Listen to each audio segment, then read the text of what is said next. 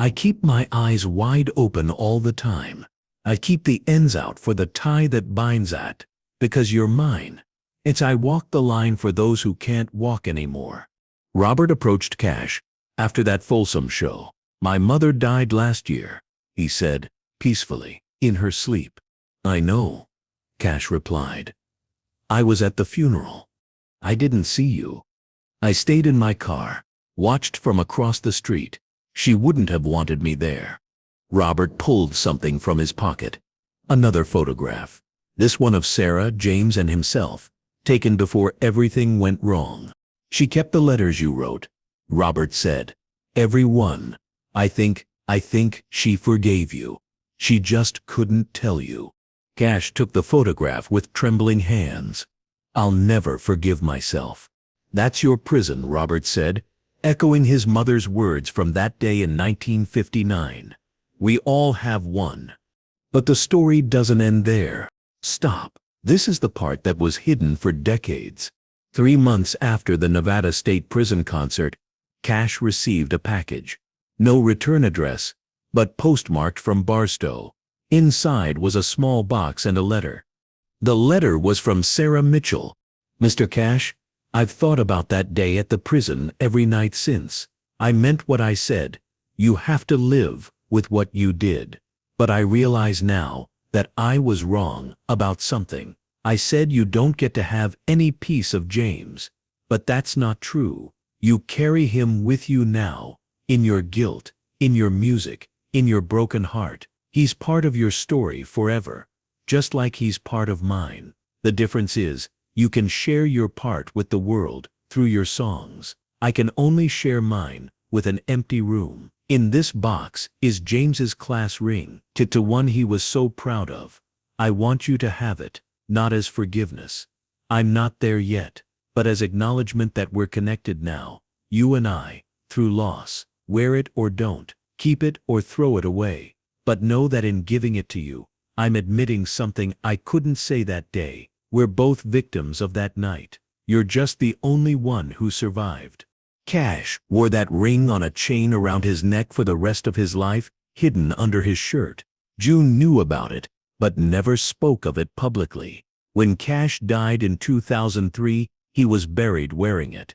The song Cash wrote about James, the one he performed that day at Nevada State Prison, was never officially recorded, but bootleg recordings from other prison concerts show he performed variations of it at least a dozen times, always introducing it the same way. This is for a boy named James Mitchell, who never made it home.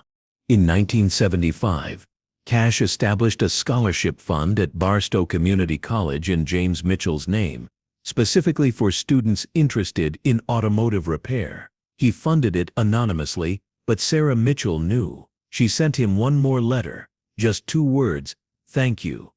The impact of that November day rippled far beyond the prison walls.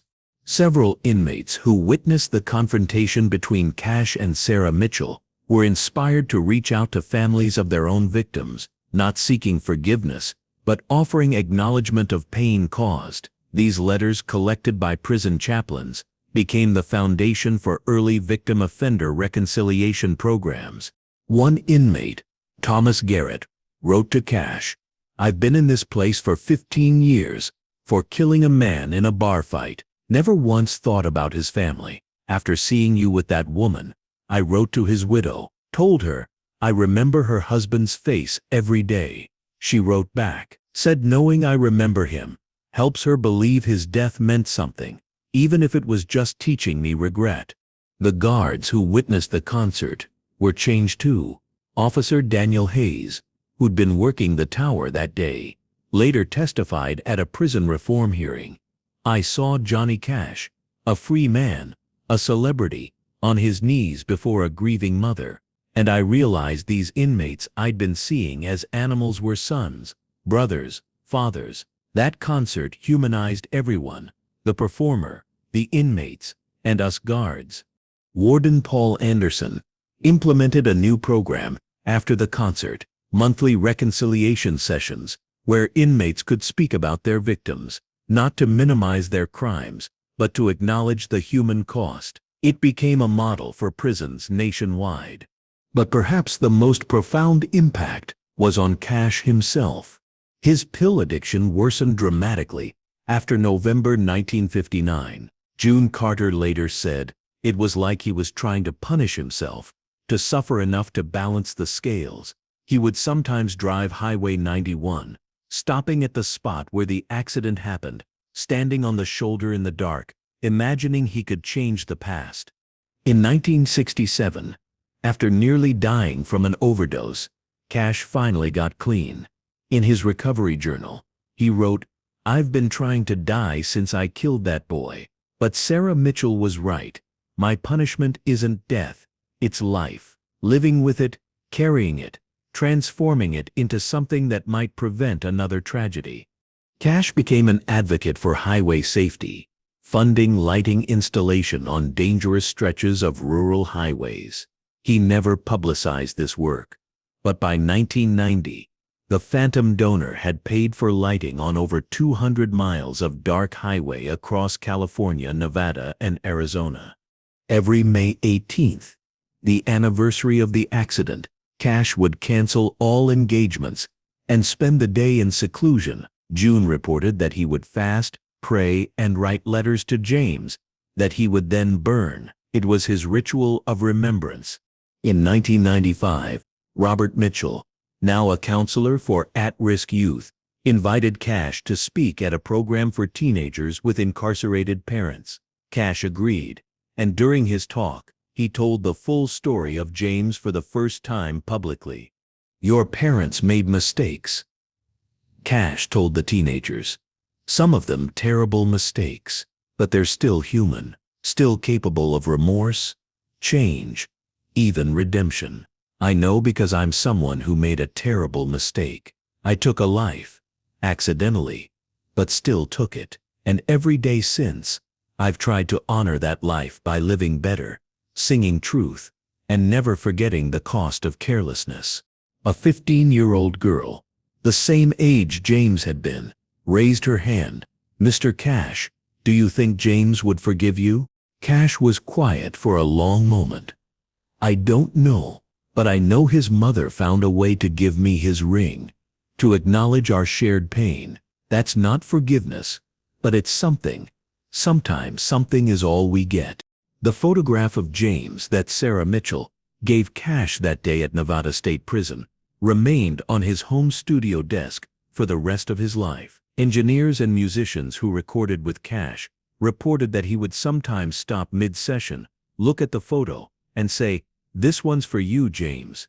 In 2001, when Cash recorded his haunting cover of Hurt, he was looking at James's photograph. The line, "Everyone I know goes away in the end," held special meaning, not just about people leaving, but about a boy who went away on a dark highway and never came back. Cash's final public performance was in 2003, shortly before his death.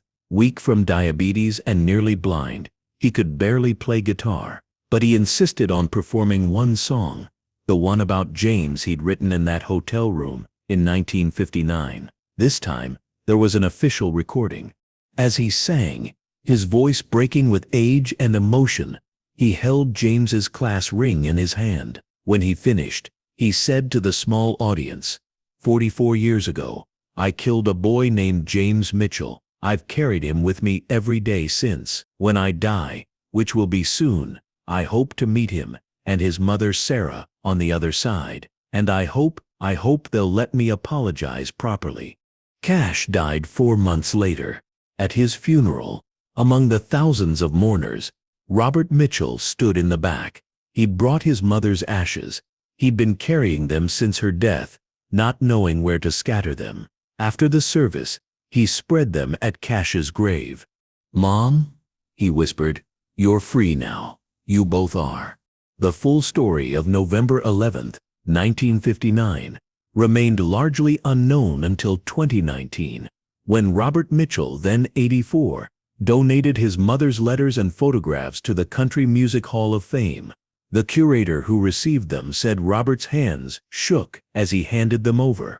"These belong to history now," Robert said. People should know that Johnny Cash wasn't just the man in black who sang for prisoners. He was a man who killed a boy and spent the rest of his life trying to make amends. And my mother, she was a woman who lost everything but found a way to transform her grief into something that changed a man's life, and through him thousands of others.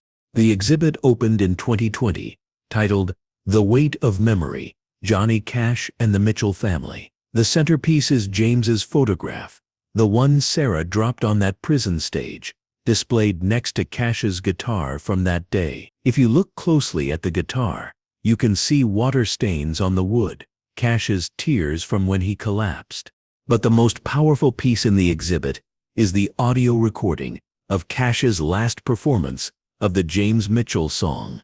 As his ancient voice cracks through the verses, you can hear the weight of 44 years of carrying that guilt. And in the silence after the last note, you can hear something else. Peace. Not forgiveness, not absolution, but peace. The kind that comes from carrying your burden honestly, sharing it with others, and transforming it into art that says, we all have our prisons. We all have our dead. We all have our guilt. But we also have each other, and music, and the possibility that our worst moments don't have to define us, they can refine us. This is the story of the day Johnny Cash collapsed on a prison stage, not from drugs or exhaustion, but from the weight of facing the mother of the boy he killed. The day Sarah Mitchell taught him that some prisons don't have walls. The day 500 inmates witnessed what real redemption looks like, not erasure of the past, but integration of it into a life lived with purpose. Cash spent 44 years walking the line between guilt and grace, and in the end, he proved that sometimes the most powerful music comes not from triumph, but from failure, not from innocence, but from culpability, not from answers, but from the questions that haunt us in the dark. James Mitchell never made it home that night in 1959, but through Cash's broken voice, his story made it around the world, reminding us all that every casualty has a name, every accident has consequences, and every person who causes harm has the capacity to transform that harm into something that just might, prevent another tragedy. That's the concert that became a confession, the performance that became a penance, the day music became a memorial for a boy who loved cars and never got to fix that fence. Now you know.